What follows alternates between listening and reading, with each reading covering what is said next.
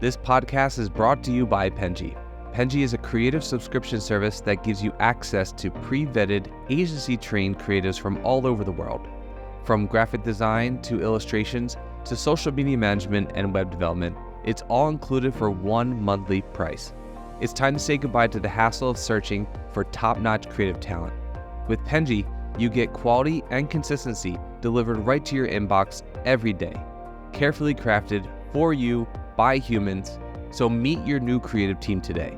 Head over to penji.co for more and enter the coupon code located within the podcast show notes.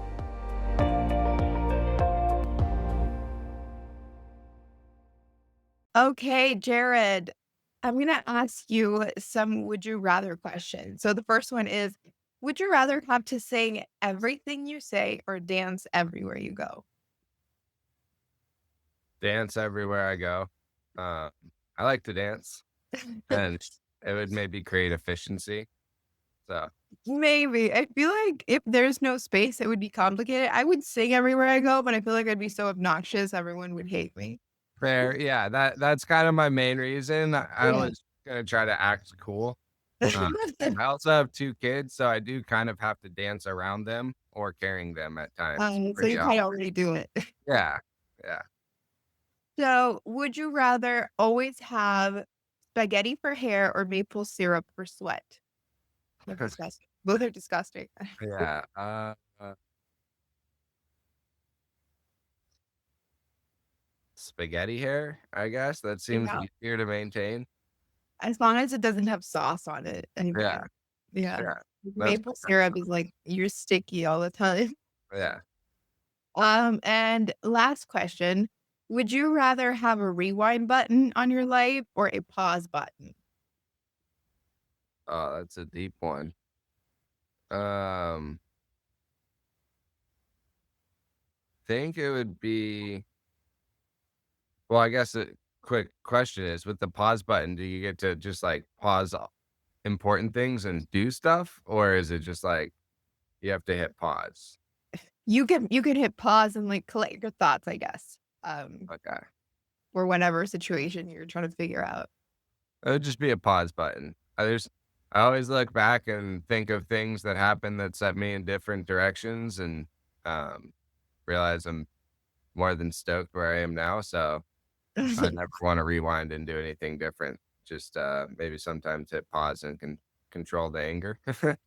Yeah, that's what I was thinking. I feel like the rewind button is kind of like a double-edged sword because then Yeah, you're playing with going back in the past and you don't have a guarantee that like making a different choice was necessarily going to lead to the better outcome. right, right. It's so much more complicated than just taking a minute to break it, Perfect. right? Um, well, guys, that was Jared Muscat with our game of Would You Rather. Welcome, Jared, to Fully Managed. For everybody watching, you know what the podcast is about. You know what we do here. And you know me, I'm your host, Daniela, and I'm Penji's partnership coordinator. We talk about business tips. We talk about marketing tips. We assist you guys in your business journeys. And I'm really excited because we have a great guest today, Jared Muscat. He just started a new agency called It Stoked. Hi, Jared. How are you? Welcome to the podcast. Thanks for having me, Daniela. I'm stoked to be here and talk marketing and be a part of this great show you've got. I'm stoked to have you. So to kind of break the ice a little bit, get the ball rolling. Obviously, I've kind of said a little bit, but can you tell us what we got to know about you? Everything that is for everyone that is not familiar with you. Um, yeah, the ball's in your court right now to tell us. Yeah. I'll do my best to keep it short and sweet. I started a company when I was in high school because I'd just always dreamed of running my own show and specifically being in the surf industry. It was a great experience. I learned a lot. It was successful, but then I got to college and got diagnosed with epilepsy and figured like a stable career was a better path.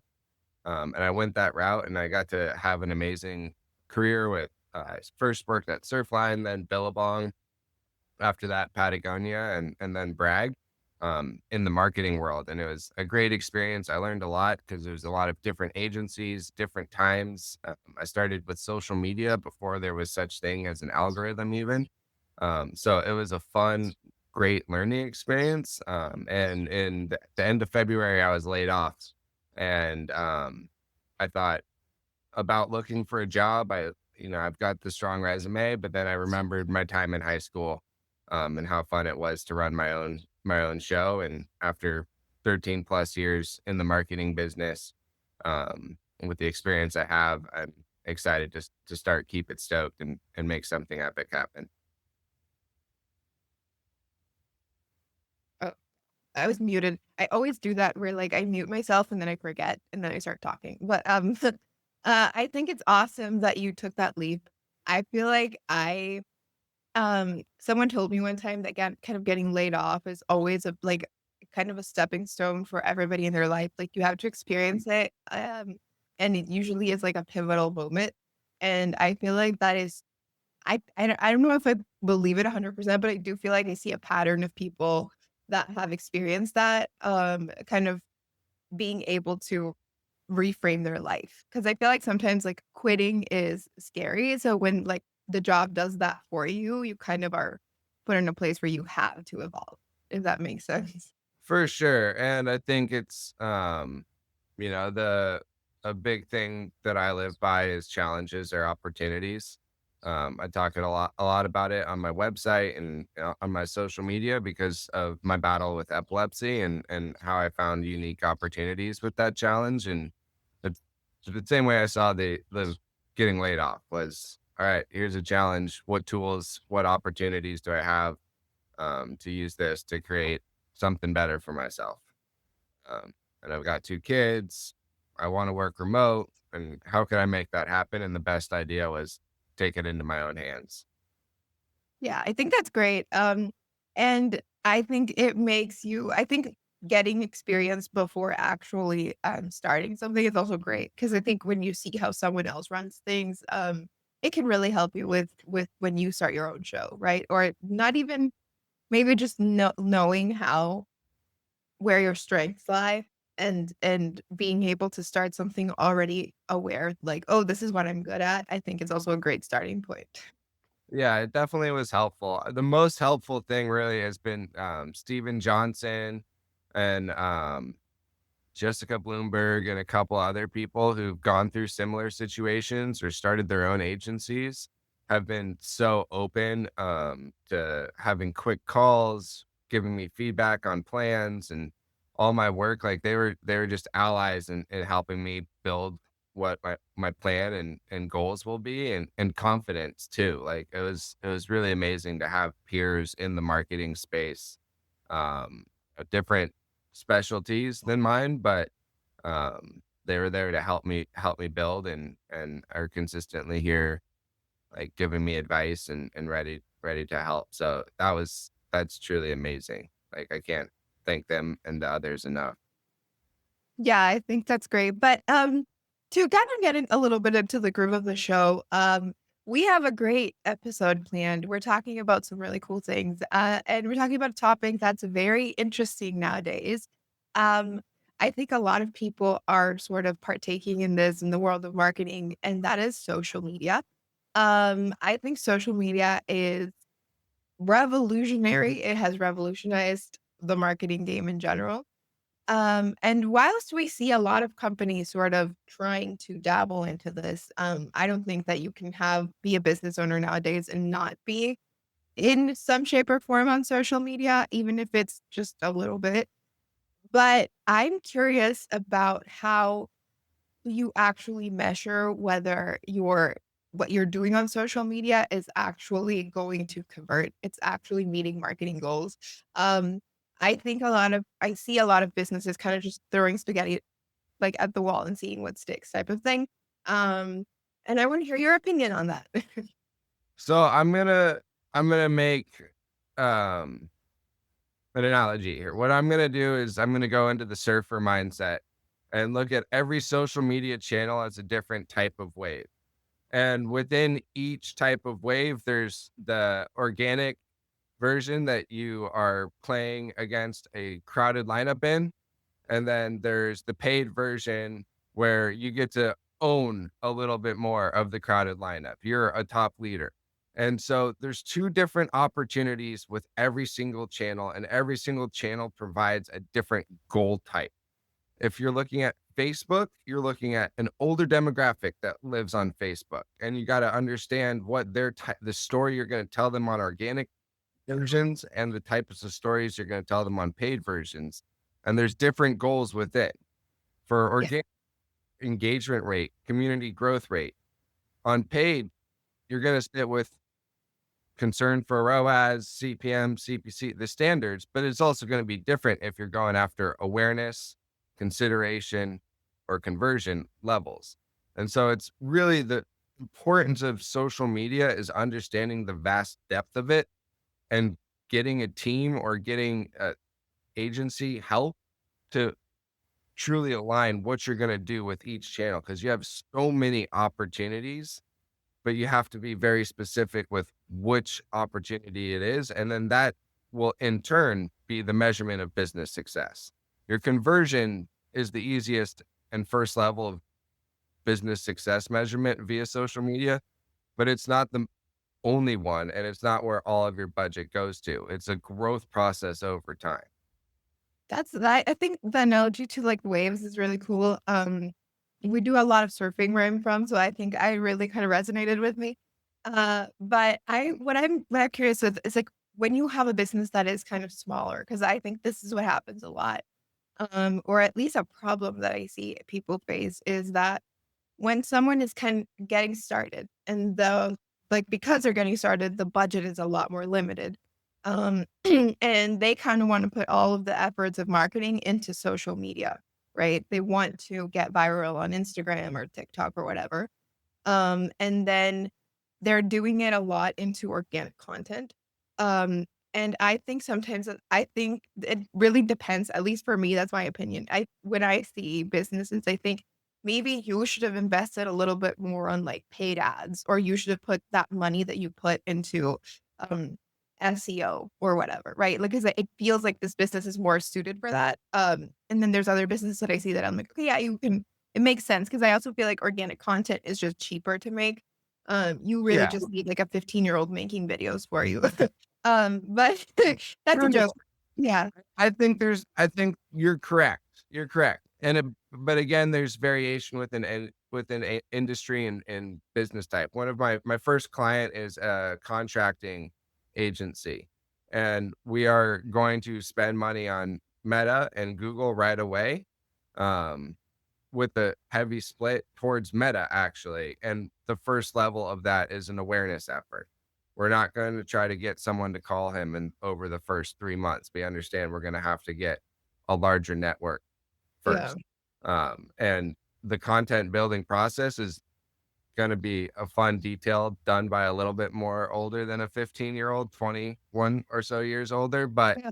um, I think that's an important thing, is content at the end of the day is always the most important part of any strategy.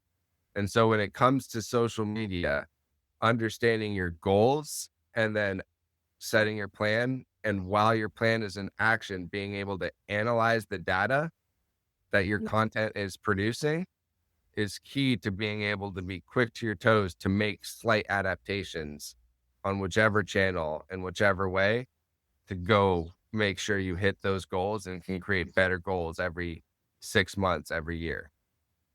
Yeah, I don't know. I the 15-year-old sibling joke, obviously. I know, But I'm just kidding. I'm just kidding too. But I obviously, I kind of see this gap with people. I feel like, I don't know, feel free to correct me, another hot take of mine, but I feel like a lot of the reason that I see sort of businesses struggling to adapt to social media is because I think the people behind it are not in social media as just normal people, like on the internet. And so they struggle to kind of understand why that they need to be there, how they need to show up.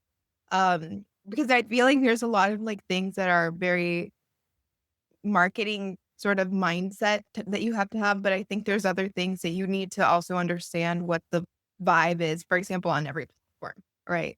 Yeah. I mean, I think, and that applies to any type of marketing effort you're doing where you always need to be able to turn off your personal perspective and think through a multitude of perspectives, right? If you're at a company that can create the target consumer identity in great detail, you have to really purely use that target consumer perspective. And if you're not being able to create it in great detail, then go into your books, do whatever you can to understand your best consumers so that you're using their perspective instead of your own perspective every time you're creating those plans. Yeah, totally. That makes sense. What's your take with things like, I think we've seen this rise in social media nowadays, especially like B2B, the B2C, but I think I've started to see a little bit more on the B2B space of the rise of influencers and UGC content. Like, I think I've seen a lot of businesses invest in that. And I think at first it was, like I said, like product focused. Like, I remember seeing a lot of influencers and like stuff like this making ads for things like makeup and like shaving cream and just like everyday products. But now I see ads of companies like Morgan and Morgan, like the lawyer firm, and I see a lot of VPN services and like website stuff. And I think it's kind of like going more into other types of businesses that are not just product related. Um and I want to hear what your take is on this whole sort of rise of influencer marketing and UGC content in general. Well, there's the let me get a sip of coffee. Yeah, go ahead. Well, I think what that is it reflects back to the thing that you'll see in every brand lift study you ever have done, which is Yeah. the strongest marketing tool every brand has is word of mouth marketing.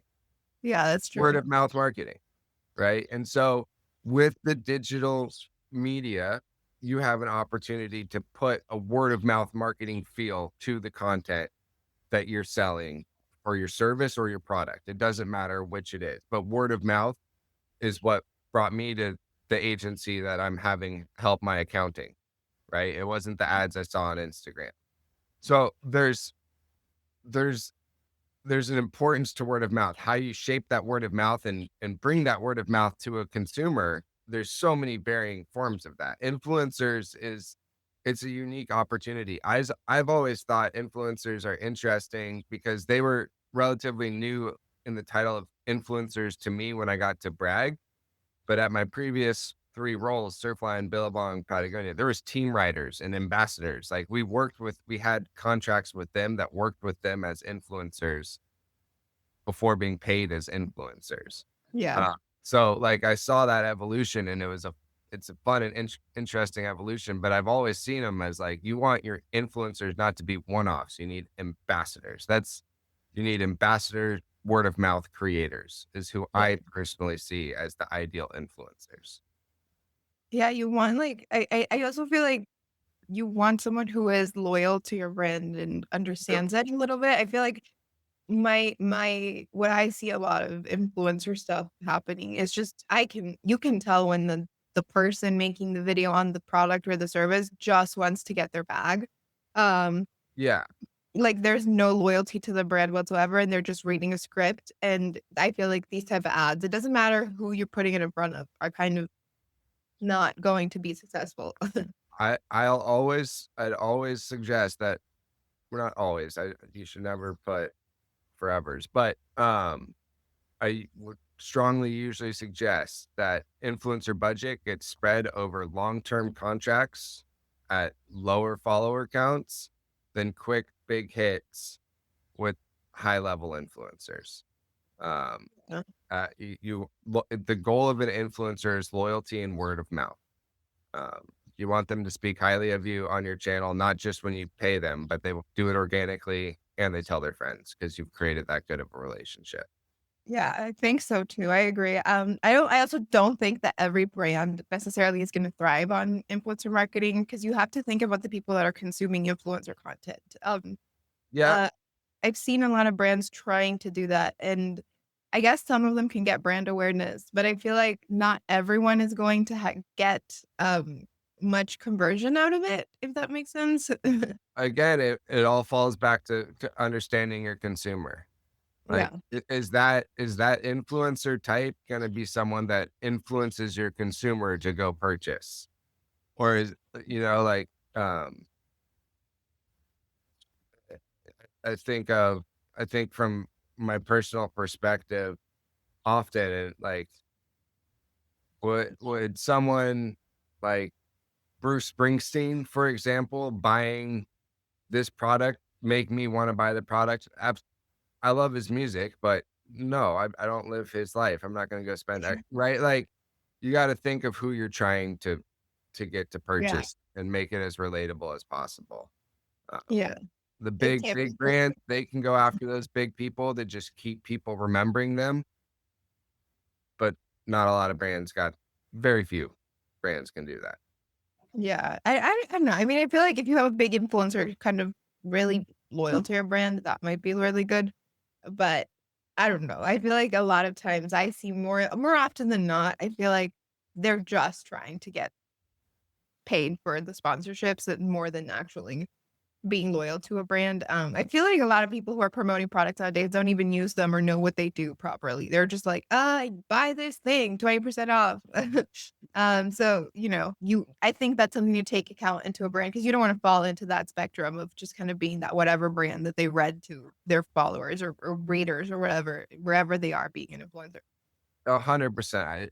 It just all again comes back to the influencer budget needs to be focused on focused influencers, like, and Yeah. loyal influencers. Don't go swing for a grand slam with one. Set up Yeah. set up a full lineup. Yeah, I think totally. And now to move on to something, I think this kind of brings the topic into something really interesting, which is actually kind of starting to create strategies for the type of content that you're going to have, the strategies for what you're going to be doing if you're going to be collaborating with influencers. You have that also requires investigation, outreach, negotiation, how much like what these people do, et cetera, et cetera.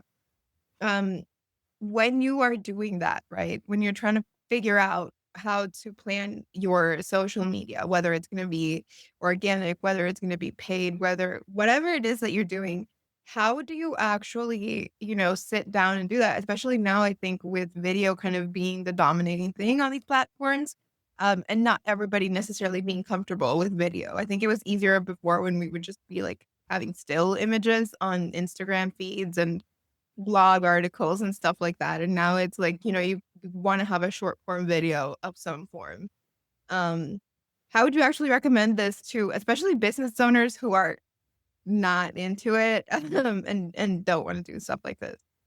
So if it's someone who's not into it and doesn't want to do it, hire me first. But then, no, in actuality, content strategy is key, and so you have to write out a plan, and you can go corporate jargon and write out a beautiful brief. You can look it up on ChatGPT if you've never written one before and follow it, right? But you need to set a goal for what your content is going to do. You need to outline the key message that's going to be fluid through content, set tone barriers, set content style outlines in detail, right? Like, if your plan is, I need 3 organic social media posts per week. And I know that videos perform best, but I can't make 3 videos. I can only get 2 videos together. So I'm going to do a photo. Here's how I'm going to do each one of those. So there's a consistent, fluid process that at some point becomes easier to produce the content. And it's also something that as you're posting it regularly for a month or 2 months, you look at the back end of it and you see, all right, this type of, when I show the finished recipe at 5 seconds, it's getting way more views than when I don't show it till the end. Things of that nature, right? So you need to set an organized style guide and brand guide. You can go as detailed as you want. You need to set the brief. There's all those things to consider, and you can go very detailed. You can keep it more broad based on your bandwidth. Yeah. The more detailed, the better. But again, it's when you set a structure and a process over time, you can start it'll start feeling easier to do. Um, Yeah. I yeah. think, do you think that I'm a firm believer that if you are not into something and you have sort of a way to unload that into someone else who does like doing it or is good at it, that you should. Because I feel like if you don't like it, you're just never gonna be as good as someone who does because you're inherently not gonna put in that much passion, right? Well, 100%. And now as a small business owner myself, I do understand like the importance of doing things of that nature, right? Like back to the accounting. I would love numbers because I love data, but I don't love numbers that have to do with money and my Yeah. money. So I'm gonna pay someone else to take care of that side of it. Right. And the my first client, that the contractor, he said during the first meeting, I was asking him, all these questions. And one of them was about specifically like, how involved do you want to be? Because I do see a lot of small businesses where the entrepreneur is the face of the business. They love to be the face of the business, or maybe that's kind of what they were forced to be. But anyways, I see that time and again. And he was like, no, I don't, get me out. Like, get me out, get me out, get me out. That's why I'm coming to you. Right. So, he wants to focus on the important part of what he's good at, creating incredible designs. He doesn't want to do marketing. Uh, so yeah, I'm a big fan of it. I think it's tough. Like, I had to make that decision before I even had clients, like to invest in someone else doing that. But I figured the time I'm saving myself to learn it good enough that I'd feel I'm doing it reliably while I need to go work on building my business is worth that investment. Yeah. I mean, I definitely feel like as you are obviously at the beginning, it's gonna be difficult to be able to unload something into someone else. But I feel like it should always be the goal, if that makes sense. Mhm. Because then, like, okay, fine, I'm getting started. I'm gonna do what I can. But it should always be the goal is to expand, right? To scale, to grow, to have employees, to have a business, to have all of this. So eventually being able to tell someone like, I don't want to make these videos. I don't Right. want to plan these videos. And I understand this is important, but I want you to do it. And I think that is like what you should always be striving towards and kind of building a structure that can lead you to that. Right. 100%. Yeah. Like at some point, I want to have enough clients where I'm hiring someone to do some of the work for my clients. Yeah. And I think like also just in general, a group effort is always going to be great because you can have different minds and being able to sort of have different ideas and different outlooks and different things is going to be the thing. And obviously you can't do that at the beginning. I mean, unless you're like a millionaire, but, and I mean, I think it should always just kind of be what you want to get to. Yeah. Back to the though, like, even if you don't like marketing and you're hiring someone to do your marketing, I Mhm, do encourage you to be a part of conversations. Like, mhm.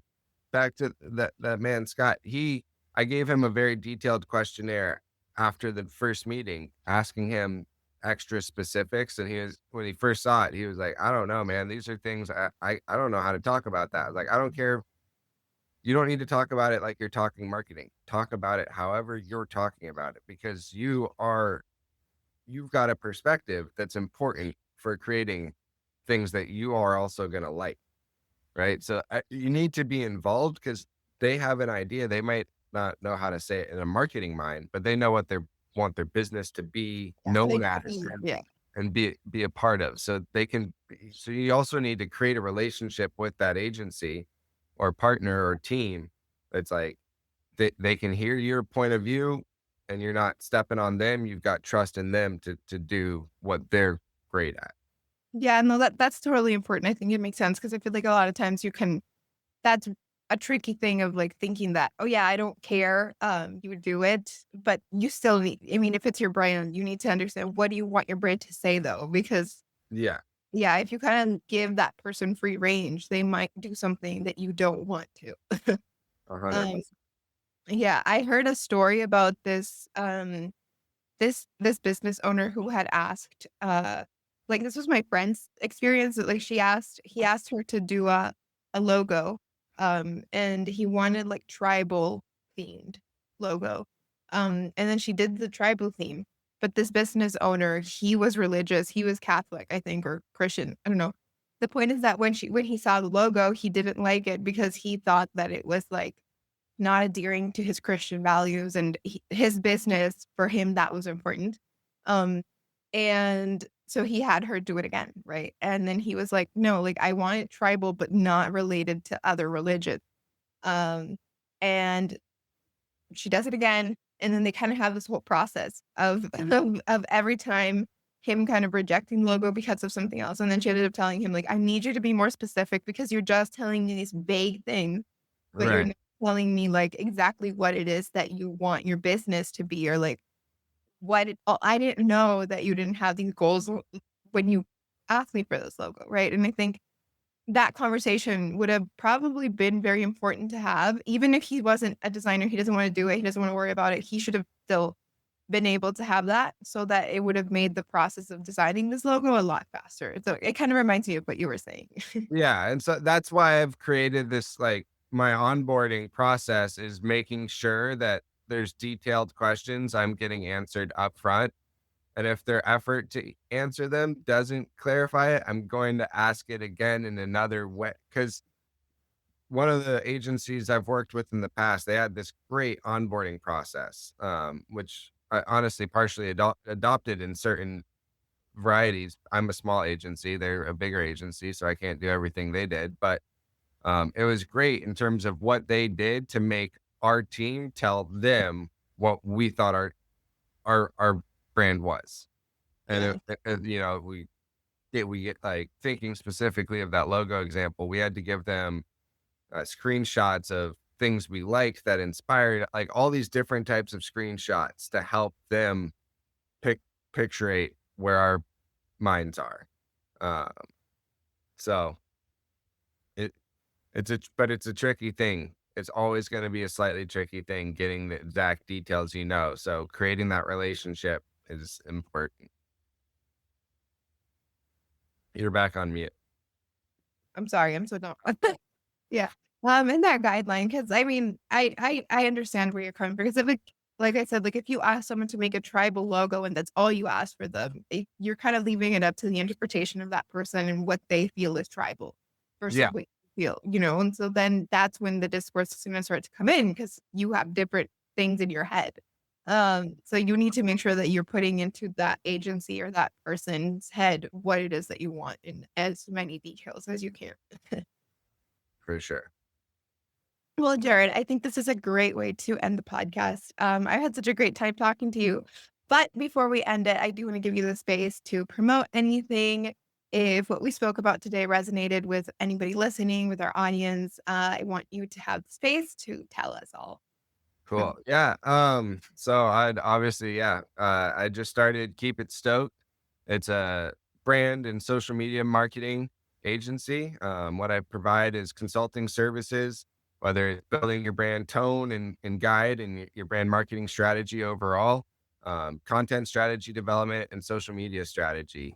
And then if needed on there's ad hoc projects, building a campaign, those types of things, and on any of those three levels, I can be a part of that. So I'm super excited to bring the perspective of my 13 years in different industries and different business sizes. I'm excited to be a part of something that I'm leading, but that I'm going to be a partner with, and I want to see work with brands that are growing, ready to start something bigger, and help you get to that big level and build your team and build your brand with you.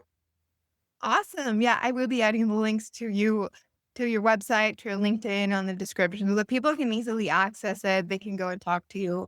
And I'm so grateful that we had you out today on the episode. Thank you very much, Daniela and the team. And yeah, everybody keep it stoked. Keep it stoked, guys. We will see you guys on the next episode. You've been listening to Fully Managed, brought to you by Penji. Check out the show notes to learn more about today's guest And to learn more about Penji, the human-first creative subscription service, head over to penji.co.